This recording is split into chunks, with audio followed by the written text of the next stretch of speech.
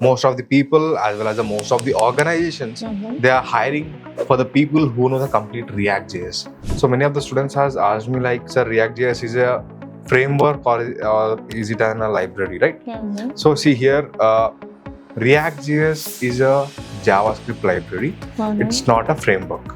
Connecting of the like whatever the REST APIs we are going to use to connect the front end to the back end for our system designings. Whatever the data, right? Like clicking of the button or submitting some kind of forms, fetching the data. All these things we are going to take some kind of APIs and then we are going to connect it to the backend. So whatever the HTML, like whatever the front end code you are going to write, and then whatever the backend code you are going to write.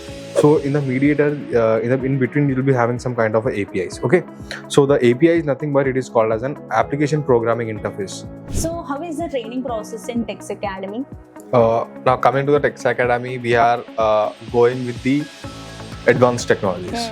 Okay, in the front end, in the back end, and each and everything we are going with the advanced technologies. Now coming to when we are coming and discussing about the modules, see in the front end we have HTML, we have CSS, we have JavaScript, we have Tailwind CSS, which is the newest technology in the market and which is in the demand. Okay. And then next, which is the React.js. Okay, these are all the front end technologies we are going to use. Back end is nothing but making the things functionalities. Whatever they have placed an order, is it already packed or it is getting packed or something such kind of things? Yes. Does a particular user knows that? No, right? No. They don't know that, right? They don't know. So that is called as a back-end process. Okay. Okay.